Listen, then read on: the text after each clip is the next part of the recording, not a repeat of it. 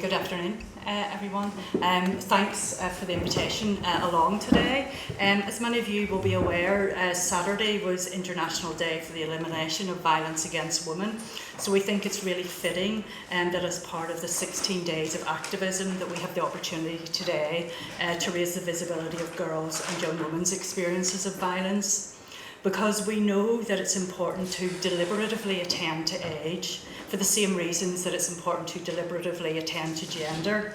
When we speak of general experiences, we're often speaking of those of men. And when gender then becomes the focus, the emphasis tends to be on adult women, with little attention to the issues faced by girls.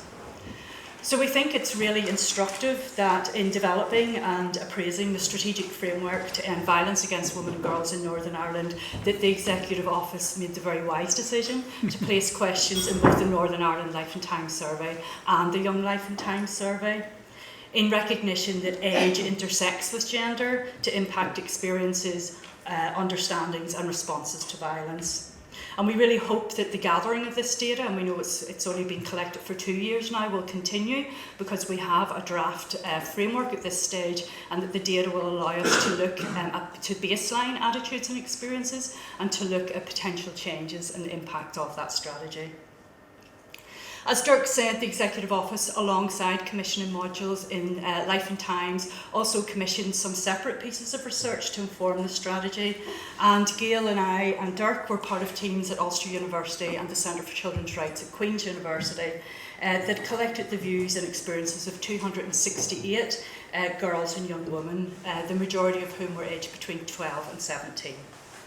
And today what we're going to do is we're going to draw on some of both the Young Life and Times survey data and our interviews and focus groups with young women across Northern Ireland to really try and centre young women's experiences of violence. As I say, experiences that are often subsumed into general experiences of women or general experiences of young people. Because we want to show that it's really important to look at the intersection of age and gender. So we'll start with looking at some of the Life and Times data on prevalence.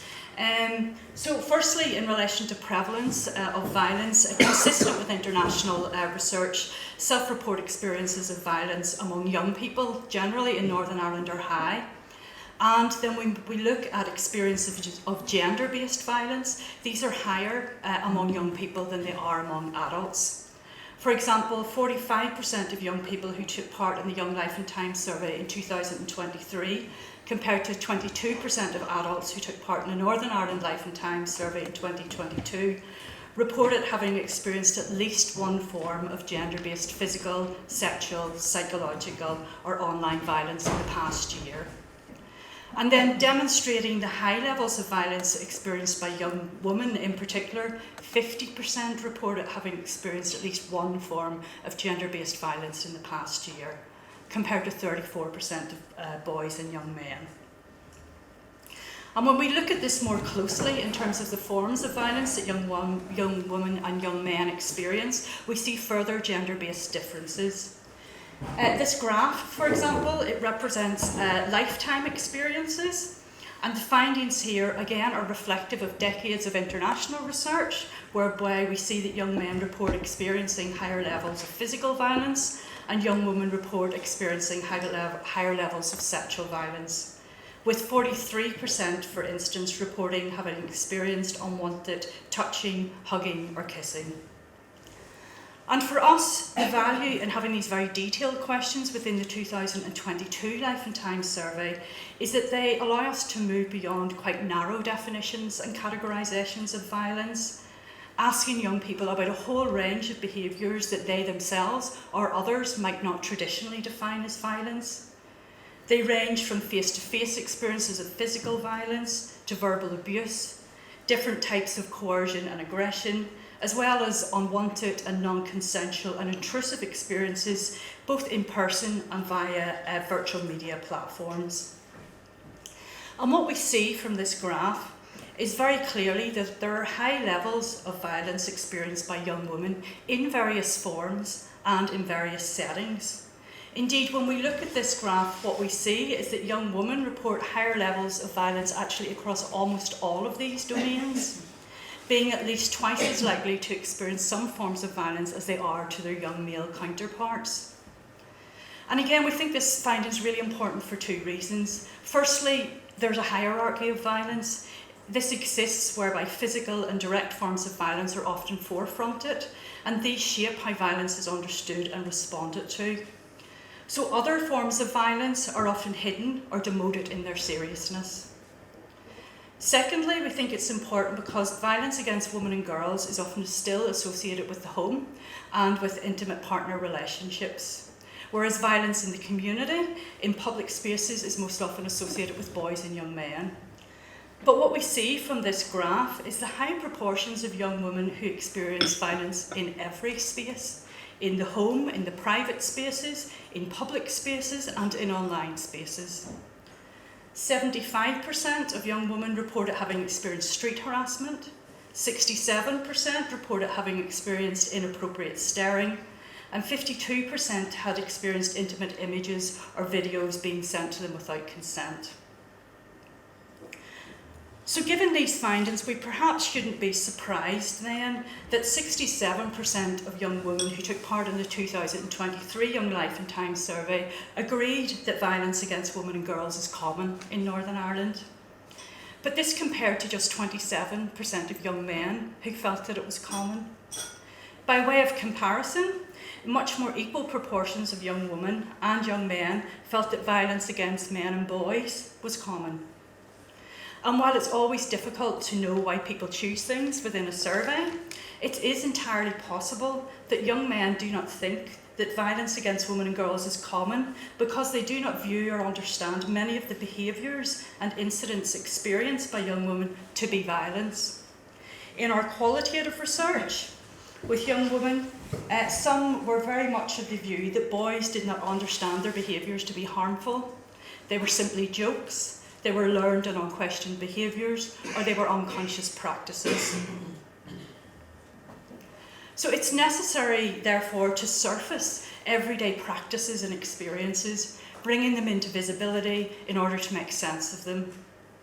Examining the everyday, according to anthropologists and feminists, is about surfacing previously unremarkable experiences, the small, ordinary, taken for granted micro moments and micro actions, which are so familiar as to fall beneath notice. Actions which Susan Freerman says take place without rising to the status of events. And she also notes that practices are everyday, not only because they are ordinary, but because they actually typically occur every day as well. And again, this came through very clearly for us in terms of our work with young women in focus groups and interviews, where we found that many of them experienced what might be deemed extreme and explicit forms of violence, as well as the more subtle, persistent, everyday forms of violence. So to only focus at one end of the continuum, as Liz Kelly said, those experiences which are understood to be most serious in a hierarchy of violence, not only obscures the harms of the everyday violence that young women regularly experience, but it ignores a pervasive cultural landscape that facilitates all forms of violence against women and girls. And what we want to do in the remainder of the presentation is primarily draw on the voices of young women through the qualitative research to really illuminate these typical and unremarkable forms of violence that they experience, and to demonstrate how they become normalised through their frequency and the socialising messages that young women receive about gender, sexuality and power. So firstly, reflective of the survey data, in all of our focus groups with young women, we had 14 focus groups. In every focus group in every part of Northern Ireland, young women spoke in detail about street harassment and unwanted attention from men and boys. This was experienced persistently by girls from about the age 10 to 11 onwards. And the pervasiveness of this form of violence that young women experienced, this form of everyday violence, was evident in discussions of where it happened and how it happened. On the streets, in parks, on public transport, at concerts and bars, but also at work and in schools. As one young woman put it, anywhere, everywhere you go. Unwanted attention took the form of car lights being flashed, horns being sounded, groups of boys or men shouting or whistling. But they talked also about other forms of intimidation and harassment, such as being watched, stared at, being spoken to or followed when on their own and when it was clear that they didn't want attention. Many young women also spoke about the extent to which boys and men touched or grabbed them in public and without consent, invading their personal space. And so unwanting of such attention was one young woman that she explained how she tried not to take up space, how she tried to make herself small, not to be seen, as if public space was the rightful space of boys and men. Interestingly, some reflected how younger girls were particular targets of all of these forms of behaviour because of their perceived vulnerability and their powerlessness to call it out. And older young women in the focus groups still talked about how they experienced particularly harassment in public spaces, but they felt that this had become less frequent as they matured. So there's a very particular age dynamic to this form of violence. When we look at the impacts street harassment and unwanted attention had on girls, they talked about how it led to embarrassment, self-consciousness, insecurity, feeling unsafe, and in their words, hypervigilant, particularly when alone. But because all of these experiences took place in the open, happened regularly, and were experienced by all young women, they had not considered them serious enough to report, or often really serious enough to even talk about.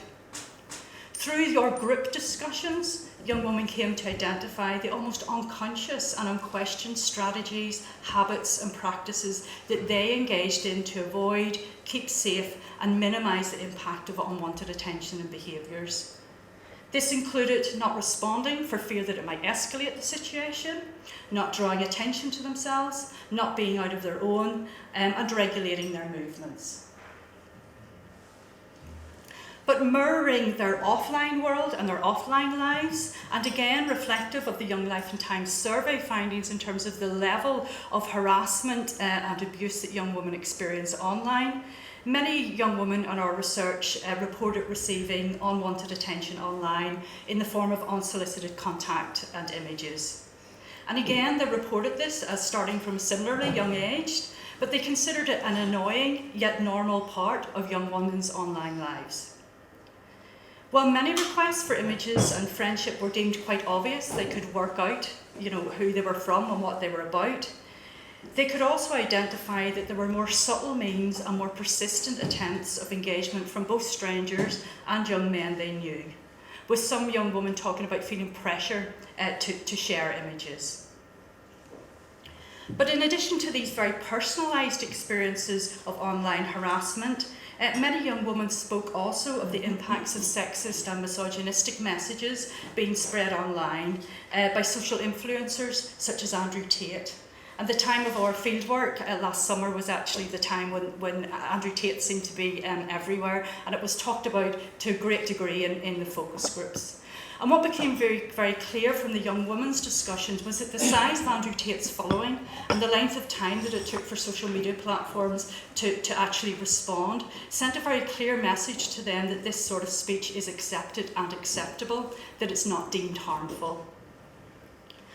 How young women then responded to these forms of violence we see was much the same as the way in which they responded to the similar forms of harassment and abuse experienced offline.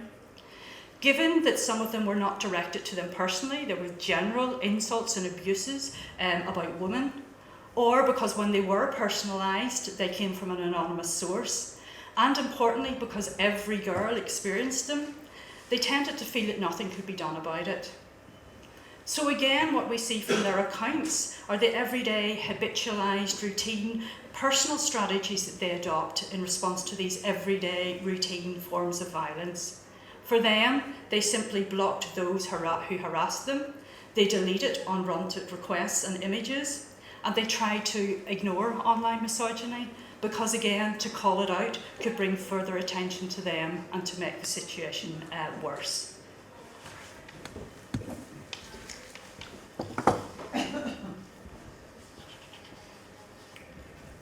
As we look at the Life and Times data concerning reporting barriers to reporting violence, we want to continue to draw on the qualitative data from our research, because what these discussions with young women revealed is that what young women learn and how they learn it impacts on how they feel if they do experience violence and the barriers they face when it comes to reporting violence. While many had received some information in schools about healthy relationships, more generally they reported that they did not receive good quality information, guidance or advice regarding relationships, sex and violence against girls. This was true across the sample, from those who had just entered post-primary school through to those who were leaving, all reporting that there was limited information that they were receiving. And some explained that this may be why young women find it difficult to spot signs of violence at a young age. They did not understand sexual abuse, domestic violence or coercive control and what that actually looked like in reality.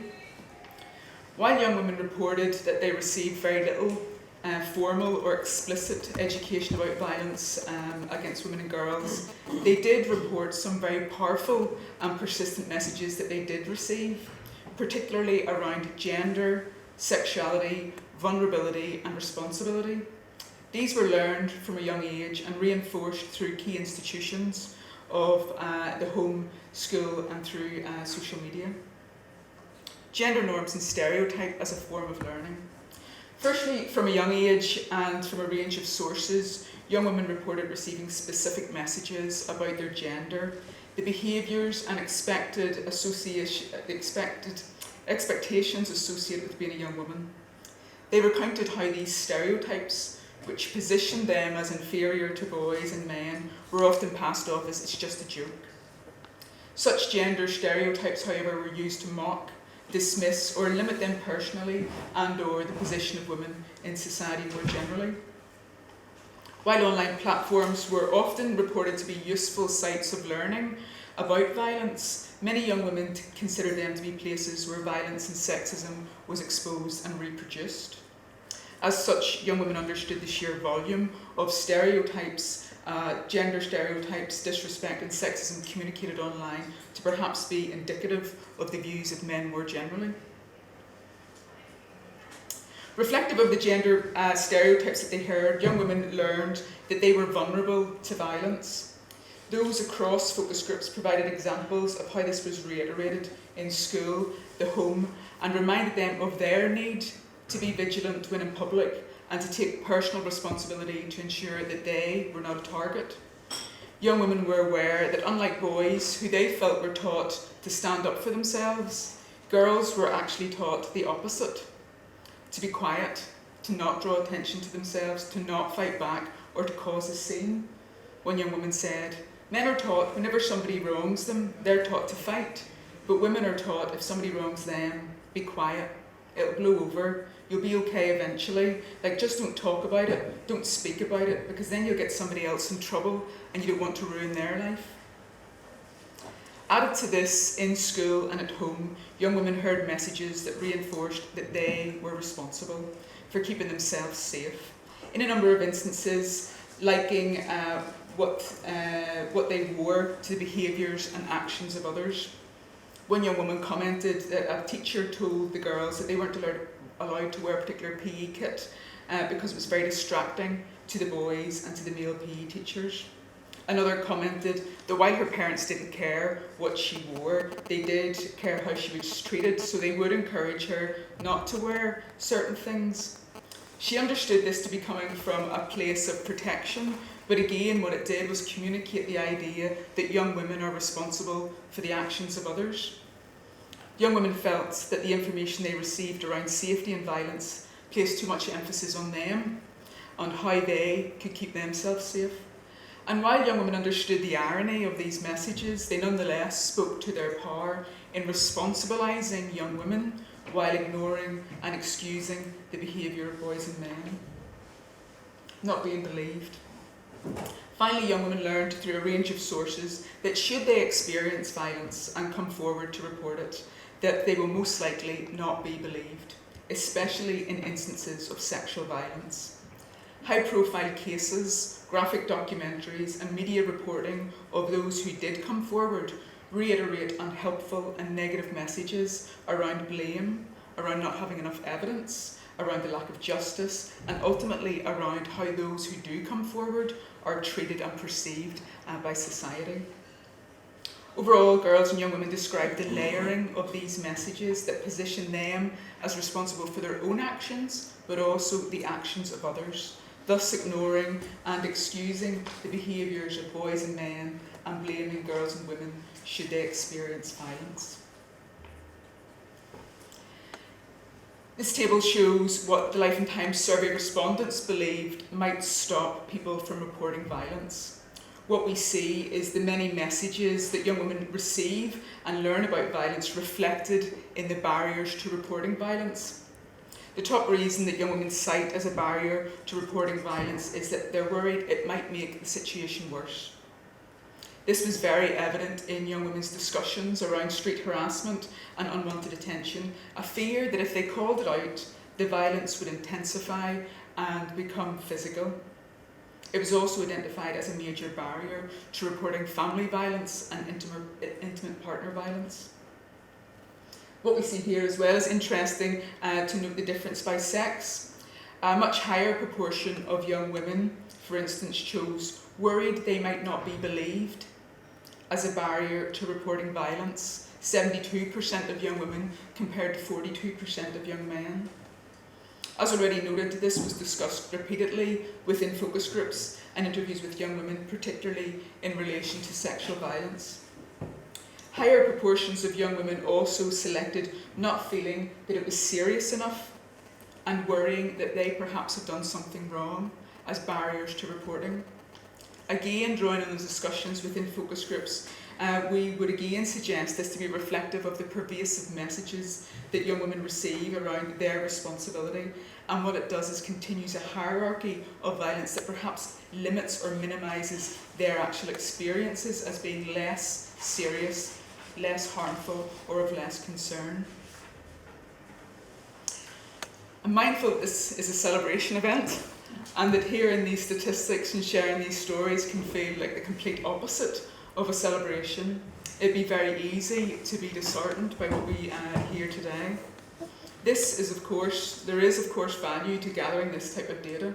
It captures the explicit ways that young women experience violence, but also uncovers the overlooked, persistent and less considered ways that the everyday violence impacts upon their lives.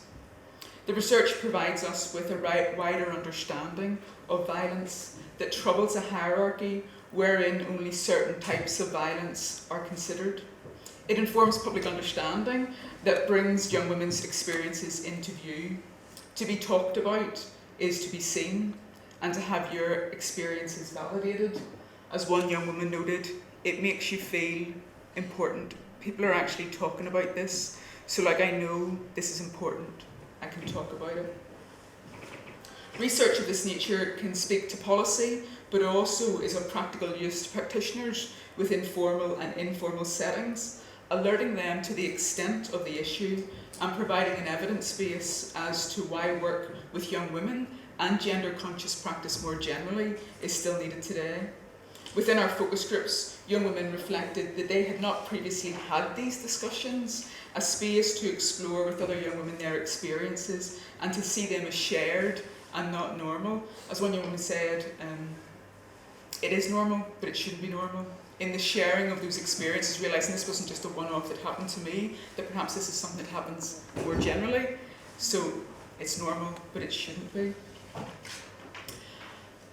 Through our dissemination of this research, we've had the opportunity to learn of other spaces that are being created for young women to share those experiences and to have those discussions. Cody is a youth work student at Ulster, and she recently set up a young women's programme, the aim of which was to create a safe space for girls and young women to talk about the issues that matter to them and to empower them to take action. I currently facilitate a young women's programme called SHE, which stands for Supporting Her Empowerment. The aim of this programme is to help raise awareness of obstacles that young women can face simply due to their gender. I do gender-based work because I think it's important for young women to have a safe space where they can talk about issues that they face and empower them to be able to challenge these issues and make positive change. building on this, Ella and Neve, two other students at Ulster doing community youth work, recently set up a podcast initiative, not specific to gender-based violence, but simply a place where young women could talk about those things which are of interest to them, and that they could share this with their peers and could share it more generally, but also that they could do it online as a means of taking action and creating change. Hi, I'm Ella. Hi, I'm Neve. So basically we've been working with a group of girls who are aged 14 to 16 in New Youth Centre for about a year and a half now. So from this we've created a podcast called Engage with the Girls, and Neve's going to talk a wee bit further on it. Yeah, so basically we kind of thought that the girls needed a space to kind of promote the issues that they were kind of focusing on within their small group work sessions like every week. So we were like, you know what, we'll actually make it a wee bit bigger and create something that we can put online. So we come up with the idea of doing a podcast. So basically the purpose of this podcast is there's going to be 4 episodes. 2 episodes have been already created, and basically this isn't a platform for these girls to come on and speak about issues that they face on a daily basis, and kind of put it out there that it's okay to talk about these issues, and kind of promote that, you know, girls out there aren't alone in facing these issues. So this is kind of a platform for them to kind of promote that it's okay for these issues to be spoke about, and no one really should feel embarrassed or insecure about talking about them. And also from this podcast, the girls have been given the opportunity to facilitate workshops in an event in Ulster University to other groups of young women. So they're almost creating a platform of young women that they're promoting these issues to, normalising them and allowing people to realise that it's okay and all women face these issues. So basically we've done the workshop and this is just the start of it. We're planning to go further with the podcast. And what space like this to talk and discuss and to act really allows for is a reframing of the issue. This is no longer my problem, my secret, my fault, something that I'm to be ashamed of, but rather this is a wider problem that needs to be spoken about, addressed and challenged. Thank you.